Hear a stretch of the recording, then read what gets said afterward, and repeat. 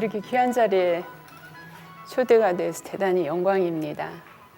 더군다나 서예학이라고 하면 좀 생소한 학문이죠. 그동안에는 우리가 이제 서예라고 하는 게 일반적으로 붓을 들고 글씨를 쓰는 그런 행위 자체를 이야기했지, 이걸 학문적으로 연구한다거나 이런 건 조금 생소할 수가 있습니다. 그래서 많이 서예를 하는 사람들도 그걸 학문적으로 이론적으로 연구해야 되느냐, 내가 붓을 들고 열심히 써서, 이건 기능인데 열심히 써서 잘 쓰면 되지. 많은 사람들은 아직도 그런 생각을 하고 있습니다. 근데 우리가 길을 가되 지지 이후의 유정입니다. 내가 갈 곳을 알고 가면 훨씬 가는 길이 쉽고, 또 가는 길에 여유도 가지고, 또 가는 길에 내가 많은 것을 체득하면서 갈 수 있죠. 방향이 없이 가는 것과 달리요. 그래서 서예라고 하는 것은 사실은 단순하게 붓을 가지고 어떤 글씨를 예술적으로 표현하는 이러한 행위이기 이전에 그대로부터 시작해서 서예는 기능이 아니라, 예술이 아니라 하나의 자기 수양, 또 정신을 통일하는, 집중하는, 이렇게 접근해 왔었습니다. 사실은 그렇게 해왔던 게 후대에 내려오면서 예술적인 부분이 부각되어지고, 특히 우리나라에서는 우리는 서예라고 그래서 예라고 하는 글자를 붙입니다. 물론 이제 예라고 하는 의미가 우리들이 생각하는 서예의 의미는 아주 예가 가지고 있는 의미의 본래의 의미의 빙산의 일각만큼만 표현하고 있습니다. 저는 일본에서는 이제 서예를 서도라고 하고, 중국에서는 서법이라고 합니다. 근데 이와 같이 서예를 지금 현재 하고 있는 한중일을 비교해 보아도, 우리가 서예라고 하는 단어로서 접근하고 지금 현재 우리들이 하고 있는 서예만으로는 서예가 가지고 있는 공능에 다 표현하는 게 아니지 않는가 하는 생각을 해봅니다. 저는 어쨌든 붓이 좋아서요. 붓이 좋아서 참 오랫동안 붓하고 친하게 지냈습니다. 그래서 한 50년은 제가 넘게 붓하고 논 것 같아요. 근데 그렇게 놀면서 어느 순간에 또 어려서 부모님 덕분에 제가 경학을 가까이 할 수 있었고, 어려서 서당에 다닐 수 있었고, 이러한 그 가학이 제게 이러한 토양을 만들어준 것 같습니다. 그래서 어느 때 생각하니까 문자라고 하는 게 우리가 그저 어려서 서당에 다니면서 읽었던 그런 한자들이 단순한 한자가 아니더라고요. 그래서 그 한자의 조합을 보면서 너무 매료돼 가지고 제가 유학을 갔었습니다. 그 고문자학을 하기 위해서 유학을 갔어요.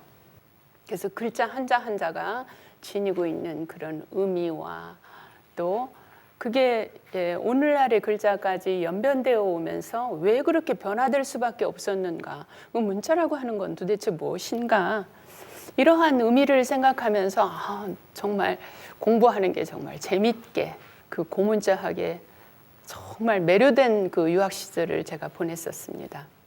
오늘은 서예학에 들어가기 이전에 서예학을 이해하기 위해서는 그 문자에 대한 이해가 우선되어져야만 되지 않을까 하는 생각이 들었습니다. 그래서 문자에 먼저 문자가 지니고 있는, 왜 문자라고 하는 것은 이와 같이 뭐 언제부터 정확하게 생겼는지 그것에 대해서 우리가 한마디로 이야기할 수 없습니다. 그러나 우리가 그 문자를 통해서 고대의 문화와 사회, 또 한자가 지니고 있는 많은 공능들을 이해할 수 있는, 그렇게 이해함으로 인해서 왜 시대적으로 서예라고 하는 게 그와 같이 변화될 수밖에 없는가. 또 오늘날의 서예는 굉장히 다양합니다. 제가 지금 여기 작품한 것들을 이렇게 몇 점 눈에 보이는데요. 서예가 저렇게도 할 수 있나? 아마 보시는 분들 그렇게 느끼실 거예요. 대부분 서예라고 하면은 뭐 붓으로 글씨 쓰는 거, 지금 저기 소나무가 있는데 소나무에 써진 글씨라든지 아니면 다산생이 아들에게 쓴 저런 정도의 글씨는 저게 서예지 이렇게 보실 거예요. 근데 그 이외에 아주 화려한 저런 글씨를 가지고 각을 한, 저거는 금문인데요. 그런 거라든지 그 옆에 가운데 중용입니다. 저거는 중용이라고 하는 표현을 나무에다가 저와 같이 중용이라고 하는 글자를 예술적으로 표현한 거예요. 또 그 옆에는 뿌리 깊은 나무라고 하는 그 작품을 큰 붓으로 터치를 해서 붓글씨이기도 하고 또 한편으로는 큰 고목 같기도 하고 이러한 것을 한번 표현해 봤습니다. 저것뿐만이 아니에요. 요즘은 서예가 굉장히 다양하게 또 서예를 통해서 예술 치료 영역 또 손글씨라고 그래서 우리가 뭐 방송에 보면은 방송 타이틀 같은 게 아주 재미있는 글씨로 써져 있는 걸 볼 수 있습니다. 그걸 이제 캘리그라피라고도 이야기를 하고 손글씨라고도 이야기를 하는데 그런 거라든지 또 사경이 있습니다. 지금 사경이 우리나라의 고려 사경이라고 하는 세계적으로 가장 뛰어난 예술 작품. 그 당시에는 예술 작품이 아니고 종교적으로 이와 같이 한 거지만 지금은 최고의 예술 작품으로 꼽히고 있습니다. 그래서 사경이라고 하는 것은 가장 품격 높은 서예다. 이렇게 이야기합니다. 그러한 사경이나 또 예술 치료 영역. 그래서 단순한 서예가 지금은 이와 같이 그 영역을 넓게 확장해가지고 지금 쓰고 있습니다. 그렇기 때문에 그 전에 우리들이 일반적으로 생각했던 서예의 영역이 아니라고 하는 걸 알 수 있습니다. 우선 오늘은 문자라고 하는 것이 왜 만들어졌을까? 도대체 왜 문자라고 하는 것은 사람들이 만들려고 생각을 했을까 하는 거죠. 우리는 필요하지 않으면 만들지 않습니다. 흔히 그런 이야기를 해요. 사람이 전혀 스트레스를 받지 않으면 발전하지 않는답니다. 우리가 이제 문자라고 하는 것은 어쨌든 어떤 방법이든지 간에 의사를 전달하기 위한 수단으로 문자는 나왔을 거란 말이에요. 뭐 어떻게 표현을 하든지 간에. 그러면 왜 이와 같은 구체적인 의사소통이 필요했을까? 그 시대에, 고대 사회에. 문헌에서는 그렇게 이야기합니다. 모계사회다. 그 모계사회에 대한 이제 이야기를 아주 재미있게 표현해 놓은 게 장자의 글에 보면 나옵니다. 도척이라고 하는, 장자의 도척이라고 하는 글에 보면은 어머니는 누군 줄 아는데 아버지는 누군 줄 몰랐다. 이건 뭐를 의미해요? 모계사회를 의미하죠. 그러니까 어머니는 누군 줄 알지만 아버지는 그저 그냥 자손을 퍼뜨리기 위한 역할만 하는 거예요. 그리고는 또 굳이 거기에 있을 필요가 없이 다른 데로 떠나는 거예요. 그러기 때문에 어머니는 아는데 아버지는 모르죠. 이러한 모계사회다. 그러면 우리가 모계사회에서는 어쩌냐면 자식과 어머니가 중심이 되어지는 사회입니다. 아직은 사회라고 할 수 없죠. 소규모의 하나의 어떤 엄마와 자식들 간의 삶이겠죠. 그래서 그 당시에는 기록에 보면은 짐승들과 더불어서 어울려서 생활을 했다. 이렇게 나옵니다. 그랬었는데 이러한 생활이 그러면 저러한 모계사회가 왜 부계사회로 바뀌었을까 하는 거죠. 왜 부계사회로 바뀌게 되는가. 기록에 보면 복희 시대에 저 짐승의 개체수가 기하급수적으로 늘어나다 보니까 이 인류가 자꾸 침해를 받는 거예요. 그 짐승의 피해를. 그래서 짐승한테 때로는 먹히기도 하고 그래서 사람이 거주하기가 쉽지가 않았겠죠. 이렇게 되면서 아버지라고 하는 존재가 단지 자식을 낳아서 이렇게 하는 그러한 그 목적뿐만이 아니라 그 자식을 보호해야 된다고 하는 어떤 의미가 생겨지게 된 겁니다. 그건 사회적 변화죠. 그러니까 그와 같은 사회가 이루어지면서 아버지의 존재 가치가 대두되어지게 되겠죠. 그래서 아비부자를 보면은요, 오른손에 몽둥이를 들고 있습니다. 이 몽둥이가 바로 뭐냐면 무기예요. 오른손에. 이것은 아버지 부자가 지니고 있는 의미입니다. 그래서 이와 같이 아버지가 가족을 보호해야 된다고 하는 막중한 책임이 생겨지게 되면서 북의 사회로 넘어가게 됩니다.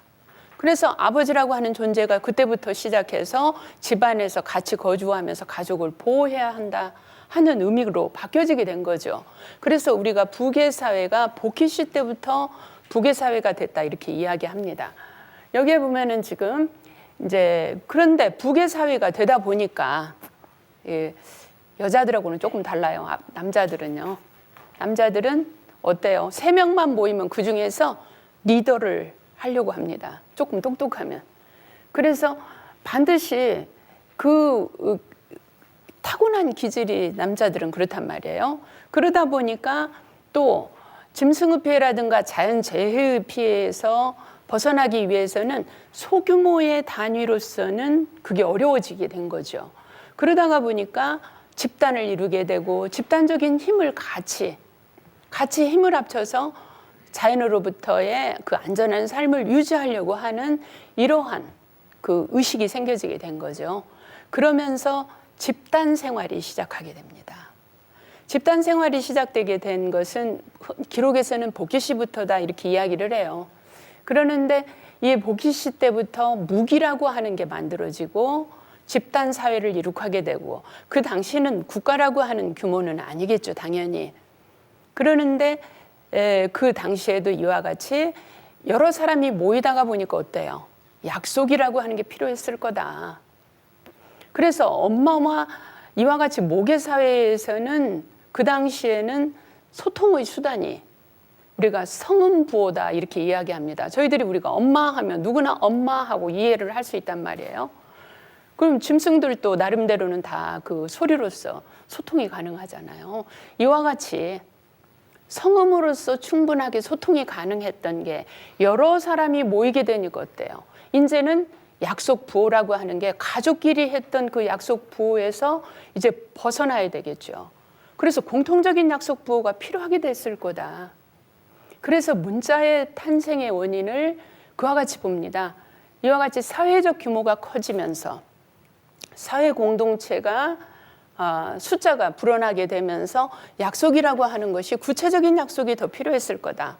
근데 우리 언어라고 하는 것은 한계가 있습니다.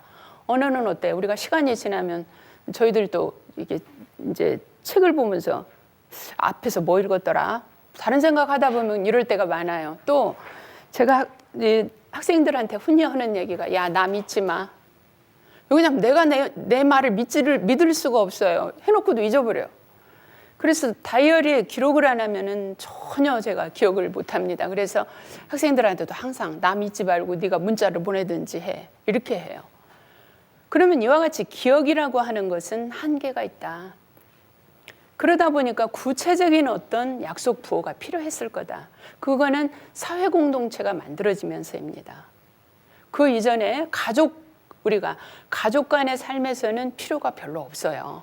우리 모계 사회에서는. 그랬던 것이 사회 공동체가 커지기 시작하면서 구체적인 그런 약속 부호가 필요했을 것이다. 문자라고 하는 것은 이와 같이 어떤 형태를 이룬 부호입니다. 근데 그 부호는 나만의 부호가 돼서는 안 되죠. 그게 공통적으로 약속이 되어져야 됩니다. 그 약속은 지금부터 우리가 이렇게 쓰자. 이거는 아니겠죠, 당연히.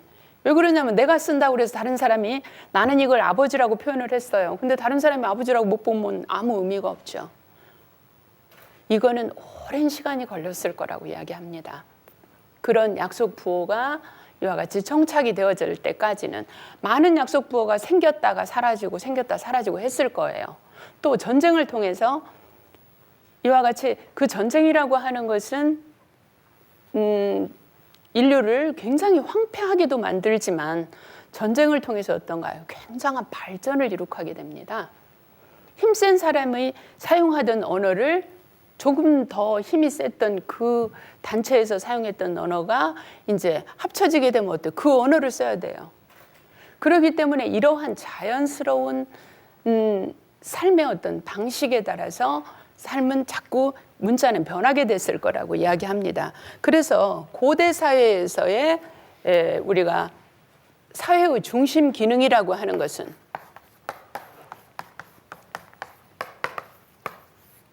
고대 사회의 중심 기능은 우리가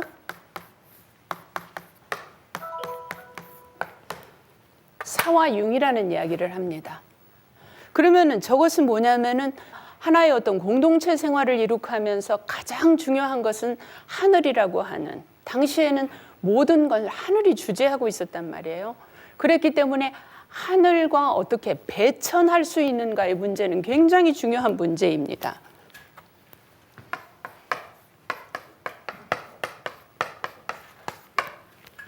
내가 어떻게 하늘의 의지를 똑같이 할 거냐는 거죠. 그러면 어떻게 해서 하늘의 의지를 우리가 읽어내고 하늘이 지금 뭐를 의미하고 있는지 알아낼 것인가. 이거는 아주 중요한 문제로서 등장하게 됩니다. 그래서 저 하늘의 의지를 제대로 읽는 사람이 결국은 통치자이고 그 사회를 이끌고 가는 사람이 되게 됩니다. 그래서 하늘의 제사 지내는 제사권, 주제권이죠. 이와 같은 하늘의 제사 지내는 주제권과 제사 지내는 권한이에요. 또 이와 같이 하늘의 의지를 읽어서 하늘의 제사를 지낼 수 있다고 하는 것은 바로 뭐냐면 막강한 통치력을 지니게 됩니다. 왜 그러냐면 그 당시엔 하늘이 모든 걸 주재하고 있기 때문에 하늘의 의지를 안다고 하는 것은 엄청난 힘을 가지고 있는 거죠. 그래서 저 사람을 우리는 정인이라고 이야기합니다. 정인이라고 이야기하는데 이와 같이 하늘이라고 하는 의미가 주는, 삶에 주는 의미는 아주 굉장히 크게 됩니다. 당시의 사회에서는. 그래서 자연이라든지 뭐 자연재해를 인간이 어떻게 해낼 수가 없죠. 지금도 우리가 못하는데. 그렇기 때문에 저와 같이 하늘의 제사 지내는 문제, 이 문제는 삶에서 굉장히 중요한 하나의, 가장 중요한 하나의 이슈가 되어지겠죠. 당시의 사회에서는. 그래서 그 당시에 이와 같이 문자라고 하는 게 사회 공동체를 이루면서 자연스럽게 문자가 필요하게 되는데 그 문자에서도 우리가 제일 먼저 드러나는 문자는 어떤 문자였을까 하는 거예요. 어떤 문자가 삶에서 가장 먼저 필요했을까? 우리가 지금 이제 많은 학자들은 그런 이야기를 합니다. 당시에 이와 같이 하늘이 지니고 있는 그런 무서운 힘, 막강한 힘, 이것이 인류에 미치는 영향이 모두를 차지하고 있었기 때문에 아마 하늘과 관계되는 것이 가장 중요한 의미로 작용했을 것이다. 그래서 선생님들 주역 공부하신 선생님들 많으시죠. 우리가 건께에서 어떤가요? 용으로 시작합니다. 그래서 우리가 용이라고 하는 동물은 어때요? 왜 이와 같이 우리가 건께를 이야기하면서 용으로서 설명을 시작했을까? 용이라고 하는 동물은 땅 아래에 있으면서 우리가 이제 잠룡할 때는 잠룡이 물룡해라고 그래서 초구할 때는 우리가 잠룡이라고 해서 물에 잠겨 있는 용을 이야기합니다. 근데 이 용은 이제 도약을 하게 되면 어때요? 땅 위에 가 있기도 해요. 결룡이 재전합니다. 땅 위에 있다가 때로는 이게 어때요? 더 크게 도약을 하게 되면은 하늘에 올라가게 돼요. 그래서 용이라고 하는 동물은 이와 같이 땅 아래에도 있을 수 있지만은 도약을 하게 되면은 하늘에 올라갈 수 있다. 이 하늘에 올라갈 수 있다고 하는 이 용을, 그래서 용의 덕을 성인의 덕에 비유를 해서 그래서 용을 등장시킵니다. 그러면 우리가 성인이 된다고 하는 것은 뭐예요? 바로 내가 하늘에서부터 부여받은 하늘의 천덕을 그대로 실현하는 사람을 들어서 우리는 성인이라고 이야기합니다. 그러면은 이와 같이 문헌에서 문자의 발생에 대해서는 아까 말씀드렸듯이 어떤 한 시기에 어떤 한 사람에 의해서 문자는 만들어지지 않았다. 오랜 기간을 통해서 문자는 아마 수도 없이 많은 변화를 거쳐서 또 전쟁을 통해서 그게 때로는 사라지고 때로는 다시 만들어지고 이렇게 했을 거라는 거죠. 그러면은 이와 같이 문자의 발생설에 대해서 획괴설입니다. 획괴설은 복희 씨가 8궤를 그은 그게 아마 문자의 시원이 됐을 거다. 우리가 이 복희 씨가 8궤를 그은 것은 바로 어때요? 하늘과 땅과 인간이라고 하는 우주 자연 속에 존재하고 있는 그런 조화로운 삶을 영위하기 위해서 인간이라고 하는 것은 어떻게 살아야 하는가? 그러니까 인간의 존재에 대한 그거를 부호로서 표시한 거란 말이에요. 그래서 이와 같이 우리가 주역이 점을 치는 학문이기도 합니다만 더 중요한 건 삶의 깊은 철학적 의미를 부여하는 학문이죠. 그래서 획계가 8궤를 그었던, 복희씨에 의해서 8궤를 그었던 이게 아마 문자의 시원이 됐을 거다. 그 다음에 여기에 보면 결승이라고 하는 게 나옵니다. 묶을, 맺을 결, 녹근승입니다. 인디안들은 구슬을 깨가지고 그걸로써 의사표시를 했다 이렇게 이야기합니다. 그건 아마 약속을 조금 더 정확하게 하기 위한 수단이 아니었을까. 이게 문자의 시원이라고 보는 건 조금 한계가 있지 않을까 하는 생각을 학자들마다 하고 있습니다. 근데 그 다음에 보면 각계라고 하는 게 나옵니다. 각계라고 하는 것이 나오는데 각계는 그야말로 우리가 숫자를 긋듯이 이렇게 그어진 선입니다. 그래서 이 각계는 원시 자료들이 많이 나왔어요. 이러한 것들은. 근데 이러한 각계들이 나왔는데 이것들이 과연 어떤 의미인지 후대 학자들이 저것을 단지 추정할 뿐이에요.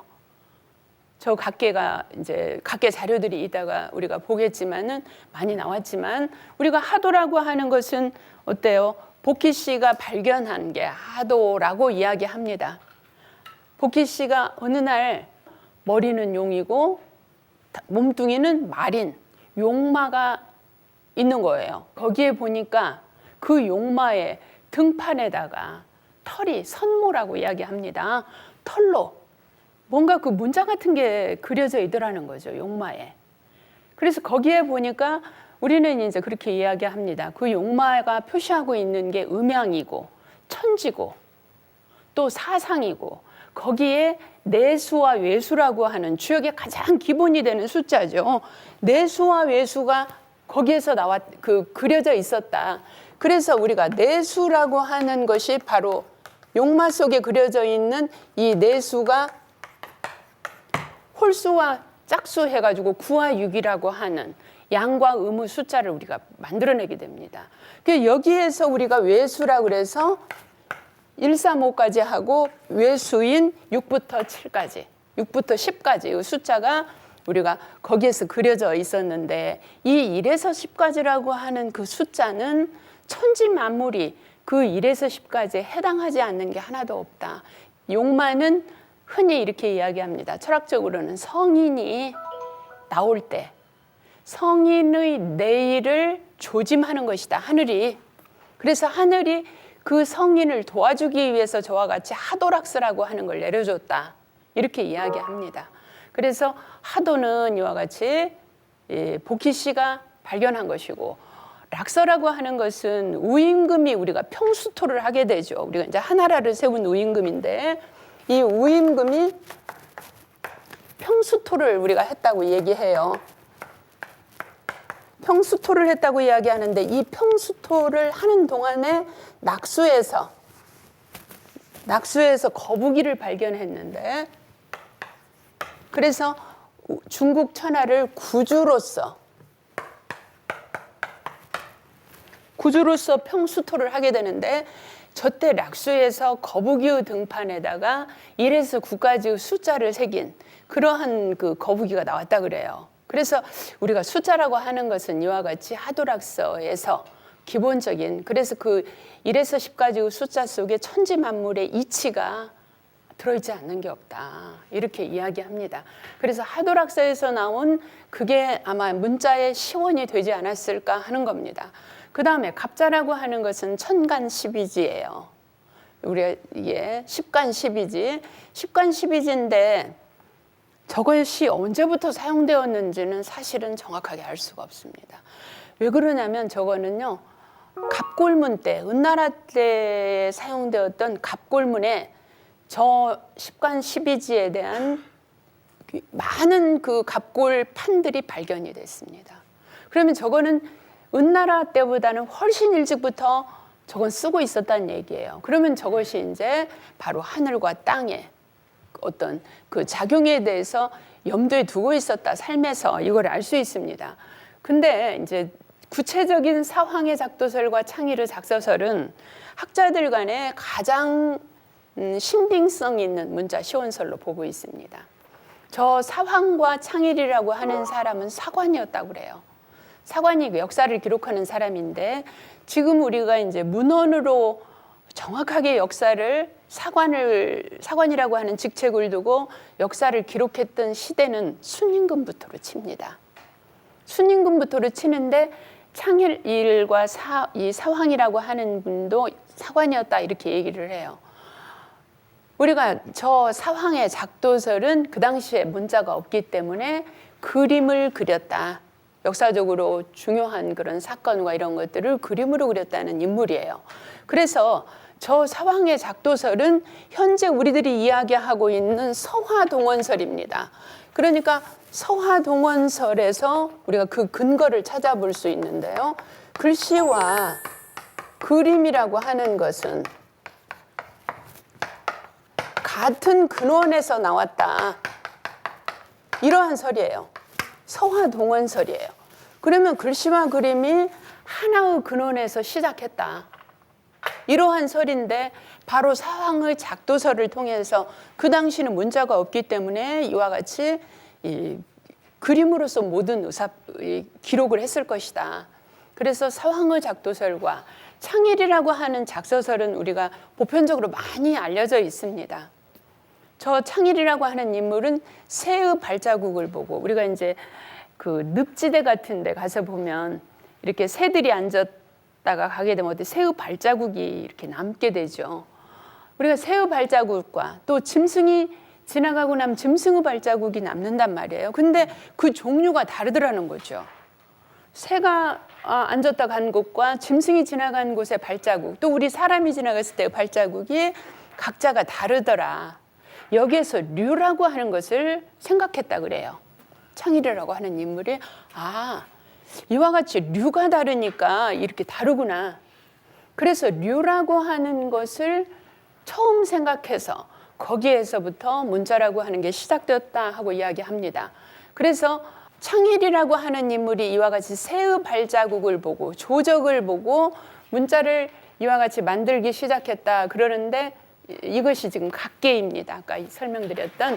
근데 지금 여기에 보면은요, 이 각계에서 저게 강목 위에 새겨진 저 모양을 보고 학자들이 뭐라고 얘기를 하고 있냐면 지금 이렇게 세 사람이 왔다. 달이 둥그러졌을 때 우리 만나자. 저 말이 지금 이 말이다. 이렇게 해석을 하는 사람도 있고요. 어떤 사람은 지금 세 개의 예물을 보내니 세 사람의 영도자가 나누어 가져라. 이렇게 했다 그랬어요. 우리가 이제 학자들 간에 이렇게 각계 문자를 보고 해석을 한 것입니다. 근데 우리가 저러한 해석들은 어떨 것 같으세요? 저 각계 문자를 해석하는 학자의 사고방식에서 나온 겁니다. 조금 우리가 정확하게는 알 수 없어요. 어떤 문자인지. 왜 그러냐면은 저 각계 문자를 해석하는 학자가 가령 우리가 한나라 때 학자이다. 그러면 한나라식으로 생각을 했을 거예요. 만약에 은나라 사람이다. 그러면 은나라식으로 해석을 했을 거라는 거죠. 그래서 사황이 그림을 그리는데 여기에 보면은 지금 황제의 신하다. 사황은. 그런데 그림이라고 하는 것은 물상을 그리는 것이다. 사물의 상을 그린다. 저 상이라고 하는 글자가 문제입니다.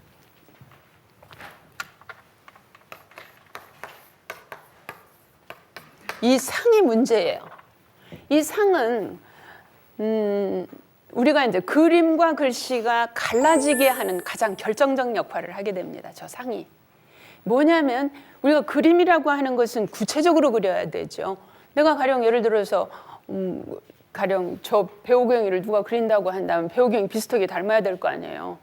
그렇게 그리는 게 또 서양처럼 빛이 어느 쪽에서 들어와서 어느 쪽으로 빛이 비치는가에 따라서 그 표정이 달라지고 이렇게 빛을 발견할 수도 있을 것이고 또 어떤 사람은 제가 가지고 있는 이미지 모습을 똑같이 그리는 것이 아니라 저 사람은 좀 깐깐하게 보이고 아마 그런 이미지를 더 부각시켜서 그리고자 하는 사람도 있을 거란 말이에요. 사람마다 그리는 방법이 다르죠.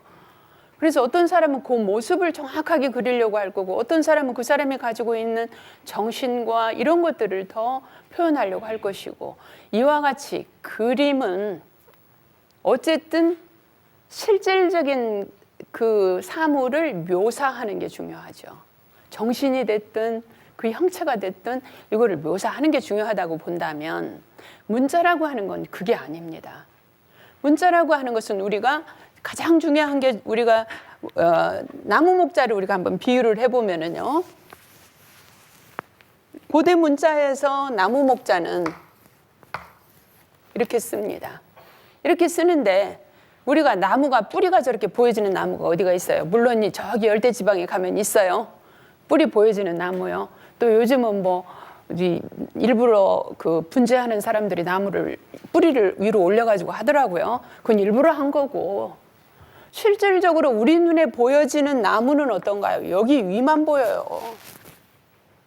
위만 보이는데 왜 뿌리를 그렸을까 하는 겁니다. 왜 고대 문자를 그리는 사람들이 왜 뿌리를 그렸을까? 이게 바로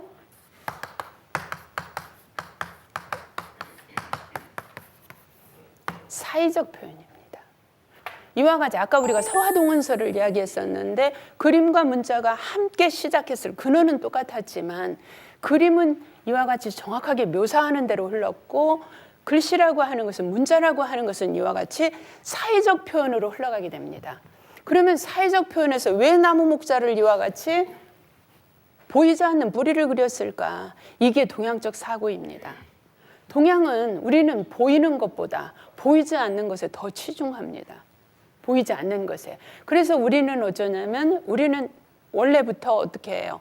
그 사람이 아무리 잘생겨도 또 아무리 뭐 똑똑해도 그 사람이 근본이 나쁜 사람은요. 아, 그 자식 그 못쓸 놈이야.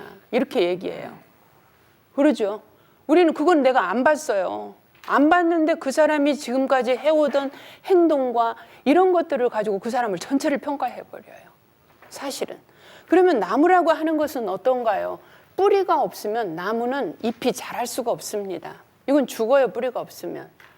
그래서 보이지 않는 뿌리인데 이 뿌리를 더 강조한 게 이 한자가 지니고 있는 힘입니다. 이거를 가리켜서 우리는 실질적인 형상보다도 더 중요하게 여기는 것이 그것이 지니고 있는 의미다. 아까 우리가 이 아버지 부자를 그릴 때 아버지가 무슨 몽둥이 들고 있는 게 아버지 모습인가요? 아니잖아요, 우리는. 그러는데 우리는 어쩌냐면 아버지 부자의 이 몽둥이를 이와 같이 이렇게 들고 있습니다. 이 몽둥이는 여러 가지 표현으로 해요. 몽둥이가 아니라 무기의 무기. 오른손에다가 이와 같이 무기를 잡고 있는. 근데 아버지가 우리가 무기만 잡고 있는 거 아니잖아요. 그러는데 아버지의 의미를 어떻게 생각했어요? 아까 이와 같이 가족을 보호하고 가족을 안전하게 지키고 이게 가장 중요한 아버지로서의 의미라는 거죠. 우리가 어머니 모자를 보면은요.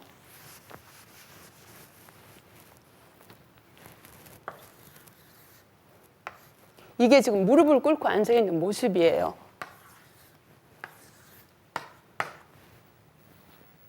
이거는 엄마의 이 젖꼭지를 그리기도 하고 안 그리기도 해요.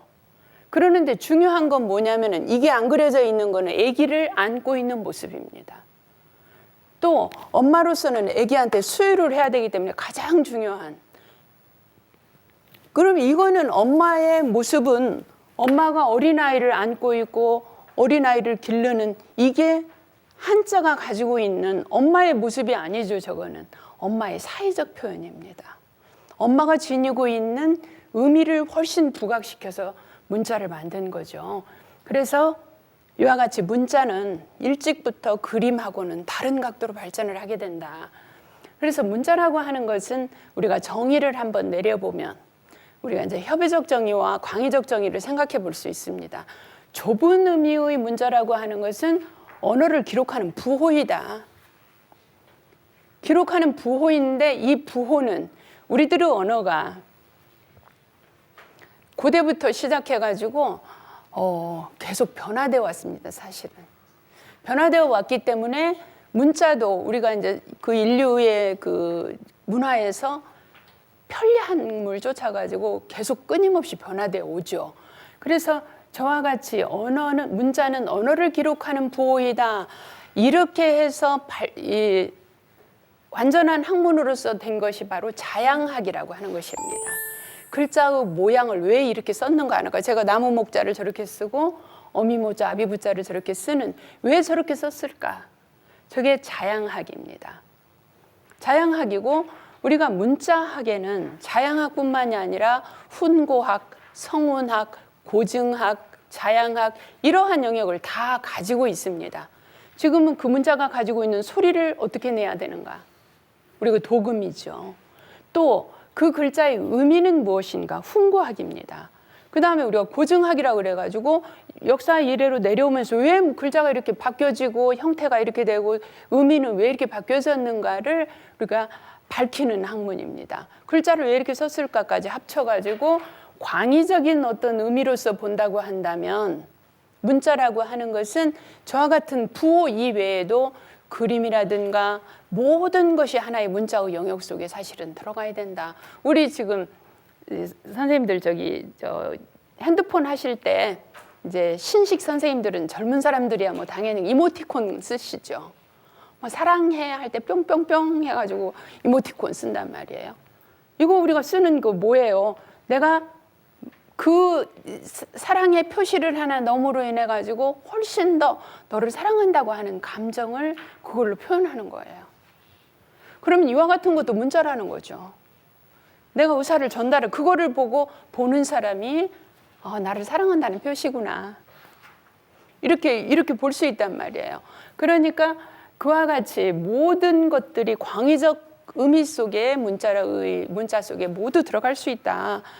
이제 구체적으로 우리는 협의적 문자만을 다루겠습니다. 왜냐하면 이제 서문학이나 뭐 훈구학이나 이런 부분은 너무 영역이 넓기 때문에 이제 그 부분은 하지 않고 협의적인 의미의 문자, 요것만 가지고 우리는 이제 서예학으로 넘어가야 되니까요.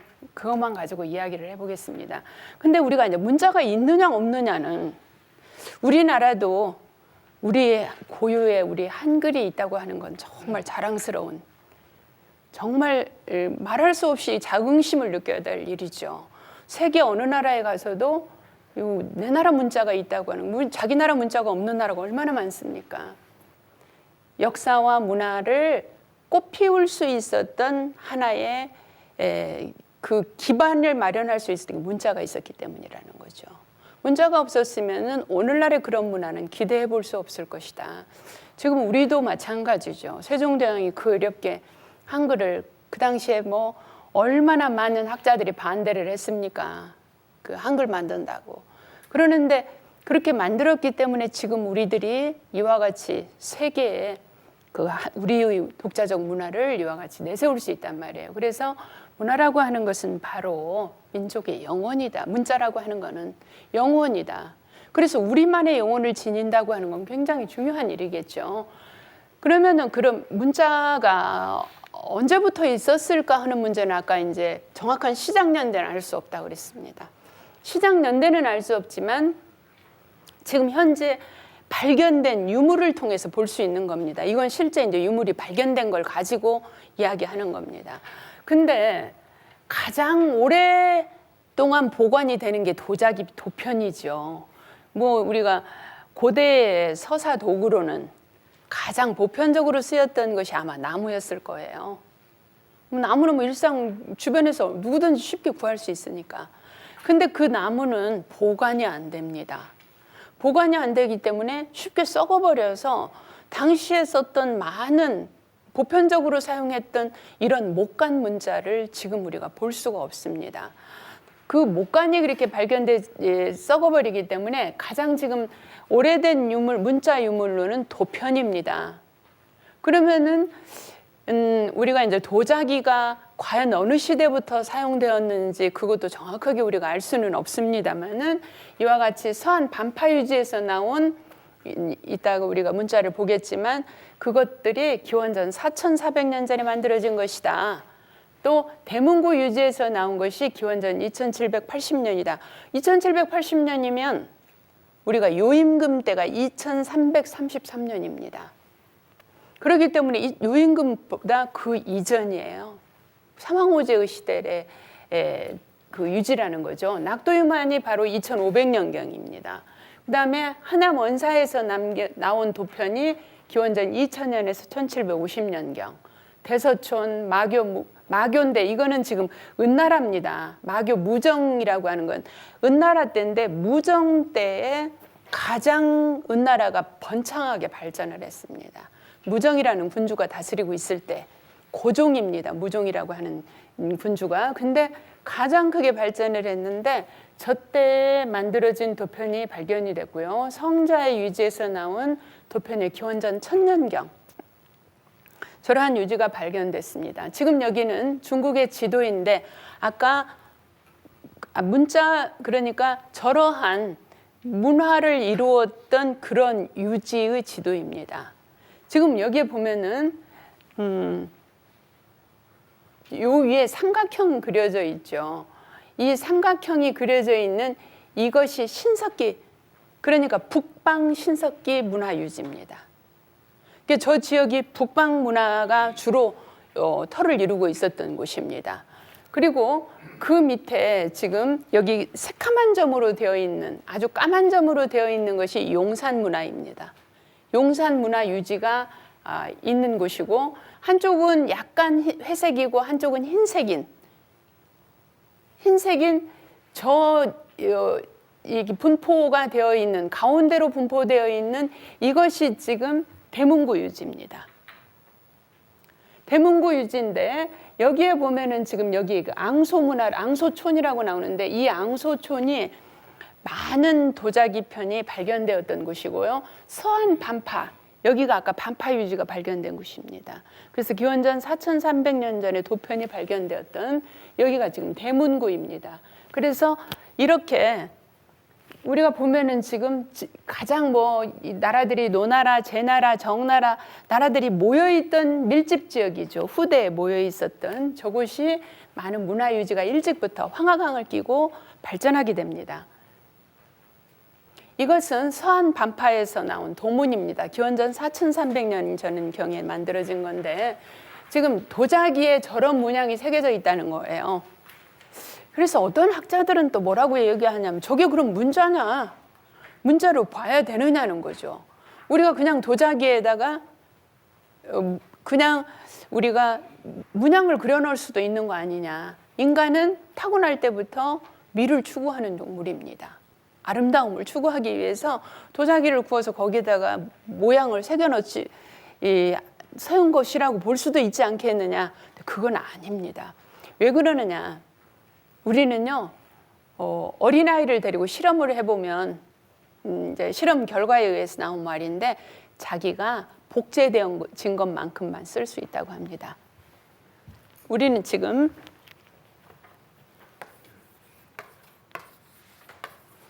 우리 삶에서 많은 부분이 밈이라고 합니다. 밈.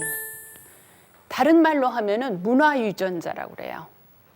그러니까 나도 모르는 사이에 내가 태어나가지고 엄마하고 아주 어렸을 때 가장 먼저 많이 만나는 게 엄마잖아요. 엄마의 언어 습관, 엄마의 사고 습관, 엄마의 행동 패턴, 이것들이 나도 모르는 사이에 내게 복제된다는 겁니다. 그래서 사실은 우리 모든 인간은 가장 큰 영향을 미치는 것은 부모라는 거예요. 학교 교육은 이미 우리가 7, 8살 돼서 학교에 가게 됩니다. 그렇기 때문에 저 문화유전자가, 저 밈이 우리를 거의 장악하고 난 다음에 학교에 가요. 그래서 학교에 가가지고 어떤 행동 교정을 한다거나 언어 교정을 한다거나 이건 굉장히 쉽지 않다는 거예요. 이미 초등학교 다닐 때. 그래서 저와 같이 저 문화유전자에 의해서 복제된 것을 우리는 가장 많이 쓴다고 이야기합니다. 그렇기 때문에 저 도자기 편에 새겨진 저 모양들이, 저 선들이 단순한 선이 아니라는 거죠. 그냥 아름답게 여기 위해서 그냥 표시한 게 아니라 저거는 복제된 것만이 쓸 수 있다. 자기가 복제된 한 것만큼만 쓸 수 있다. 이렇게 이야기합니다. 그렇기 때문에 이거는 뭔가 의미가 있을 거다. 근데 이제 정확하게 저 의미를 우리가 저게 어떤 의미인지 파헤칠 수는 없습니다만은 이게 서한 반파촌에서 나온 채도분입니다. 오늘날 저런 채도분이 있다고 하더라도 아마 굉장히 아름다운 유물로서 그렇게 할 거예요. 지금 여기에 보면은 이상한 사람 같기도 하고 있죠. 저게 바로 뭐냐면은 이제 후대 학자들이 추정을 하는데 저 서한 반파 유지는 아까 우리가 저기 복희 씨처럼 어렵 생활을 했던 지역입니다. 그렇기 때문에 저건 물고기를 형상화한 거랍니다. 사람 같죠? 물고기를 신격화한 거예요. 그렇기 때문에 물고기를 신격화한 채도부는 굉장히 많이 발견되어서 있습니다. 아주 많아요, 지금 현재. 그러니까 물고기를 저와 같이 이미지화해서 물고기를 신격화해서 보시는 거죠. 그래서 물고기 모양인데 마치 사람처럼 저와 같이 해서 서한 반파유지에서 나온 동이입니다. 도자기 동이. 이거는 앙소문화 도기에 그려져 있는 각획입니다. 저것도 뭔가 문자로 보아야 된다고 이야기합니다, 학자들이. 단지 이제 저 의미를 정확하게 우리가 몰라서이죠. 낙도유만 도문입니다. 이제 우리가 지금 점점 후대로 내려오면서 선들이 좀 구체화되어진다고 하는 걸 알 수 있습니다. 뭔가 지금 의미가 있을 거라는 거죠. 여기에 보면 이제 대문구 도문이 나오는데요. 이 기원전 2000년인데 저 모양이 뭘 의미하는 것 같습니까? 지금 여기에 이게 지금 뭐를 의미하는 것 같으세요? 실장님 어떠세요? 뭐 같으세요? 산. 위에 또 뭐 있잖아요. 태양. 밑에 있는 거는요? 밑에 있는 이거는요? 달이요? 우리가 저게 이제 당시의 문자의 형태였을 거예요.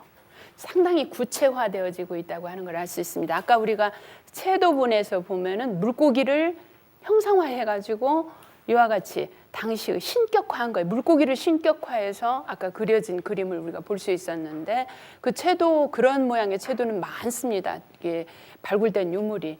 근데 지금 대문구 도문은 상당히 많은 대문구 유물은 발견이 됐습니다. 그러는데 구체적이진 않지만 상당히 의미를 띠고 있다고 하는 걸 알 수 있습니다. 지금 아까 이제 이거를 산이라고 말씀을 하셨는데 학자들은 저거 산일 것이다.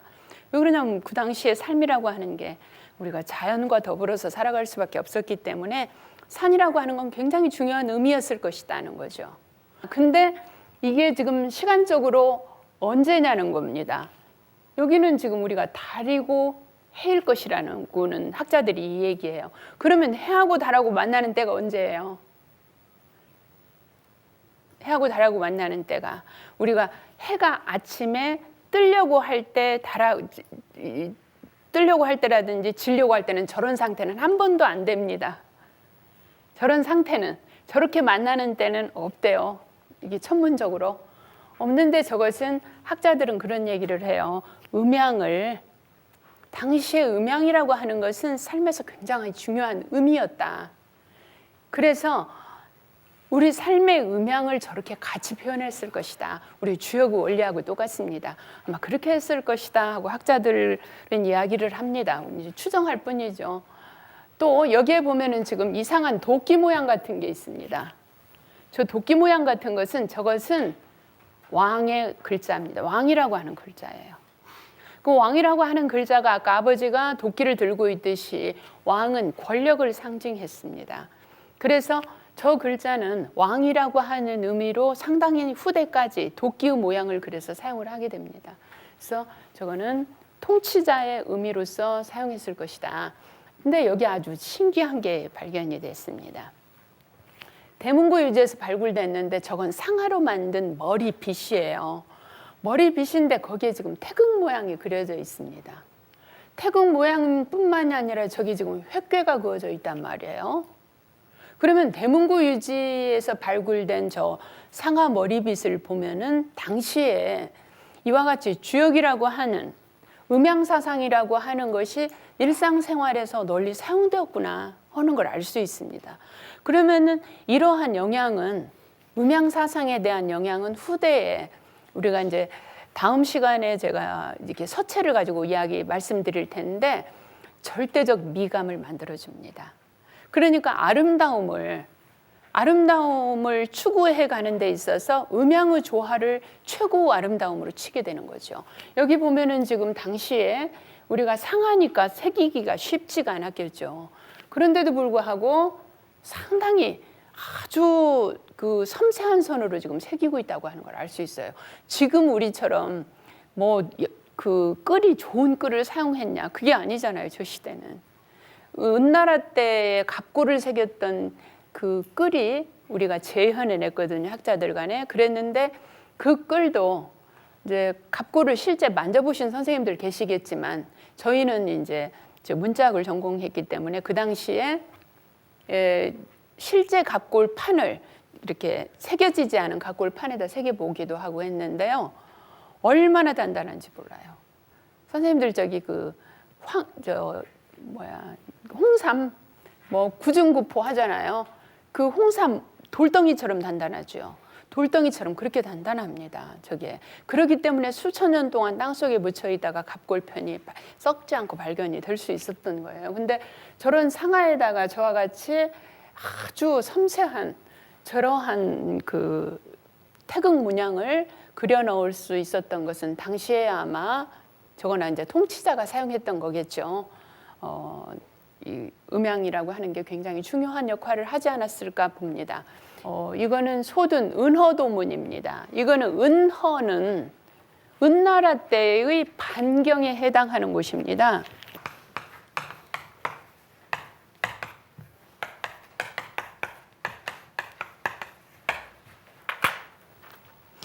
은허에서 많은 갑골편이 발견이 됩니다. 저 은나라는 상나라가 반경이라고 하는 곳으로 수도를 천도하고 난 이후에 그 수도였던 지역입니다. 저 은허라고 하는 곳이.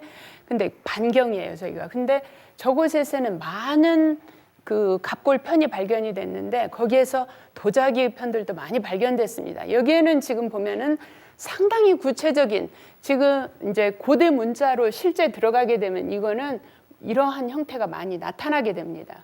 그래서 이때는 은나라 때의 갑골문을 보게 되면 이미 글자 그 갑골문에는 육서가 다 들어 있습니다. 그러니까 상형, 지사, 회의, 가차, 형성 이러한 전주 이 육서의 원칙이 다 적용을 하고 있습니다. 갑골문에는. 그래서 저 소든 은허에서 발견된 저 때는 이미 문자가 보편적으로 사용되지 않았을까 우리가 보고 있습니다. 이것이 지금 청동기인데요. 은주 청동기입니다. 여기 보면 지금 뭔가요? 아비부자 나와 있죠? 이게 아비부자입니다. 그러니까 이거는 청동기에 새겨진 문양입니다. 근데 저 청동기에는 이미 어때요? 글자의 형태를 지금 거의 완벽한 글자의 형태를 띠고 있습니다. 근데 저것이 청동기의 족휘라고 하는 것이다. 족휘라고 하는 것은 뭐냐면 그 민족을 대표하는 깃발입니다. 깃발로서 뭐 어느 민족이든지 우리 전쟁을 하든 임금을 대신해서 사신으로 가든 이 족휘의 영향이 굉장히 중요해요. 근데 저 족휘는 대부분 이제 그 나라마다의 족휘를 보면은 그 민족의 아까 우리가 어렵 시대 복희시처럼 그런 곳에서 물고기를 숭상했듯이 이와 같이 그 신앙과 굉장히 깊은 관계가 있습니다.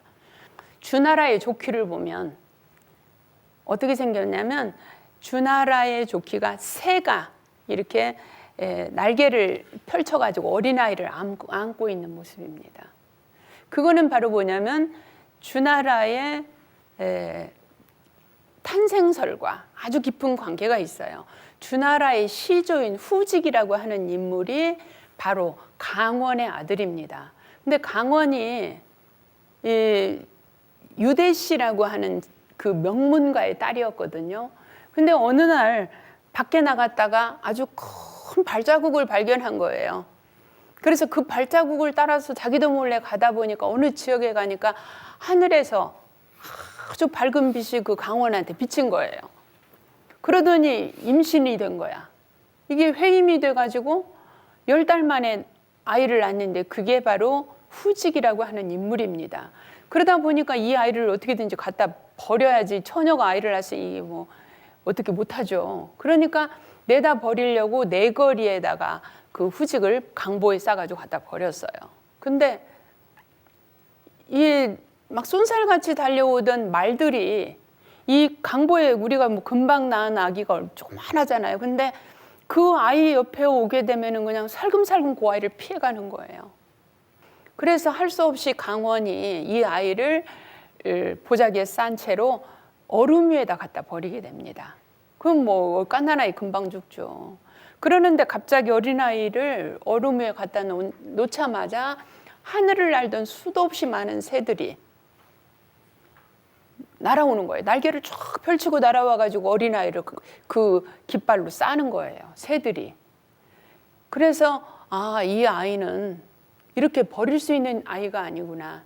그래서 그 아이를 길러서 결국은 주나라의 시조가 됩니다. 순임금의 신하가 되고요. 그랬던 인물이, 그리고 우리가 농사신으로서 오늘날까지도 중국에서 농사신으로 섬기고 있습니다. 주나라가, 우리나라도 뭐 농자 천하지대분 해가지고 주나라가 농경국가로서 그 기반을 이룰 수 있었던 그 중요 인물이 바로 후직으로부터입니다. 조키라고 하는 것은 이렇게 굉장히 중요한 의미를 지니고 있는데, 조키가 아마 문자에 굉장히 중요한 역할을 했을 거라는 거죠. 아까 우리가 주나라가 새우 깃털이 우리나라를 안고 있는 이런 모습을 그리기도 했지만, 저와 같이 하늘에 바치는 제물입니다. 저 청동은. 그렇기 때문에 하늘에 바치는 제물에 내가 하늘과 내가 소통할 수 있는 문자를 새기는 건 당연했어요. 그랬기 때문에 대부분 저와 같이 그 시족과 관계되는 그러한 문자를 새겼는데, 그게 아마 문자의 발전을 불러일으켰을 것이다 하고 보는 겁니다. 여기까지 하고 잠시 쉬었다가 저 뒷부분을 하면 좋을 것 같습니다. 수고하셨습니다.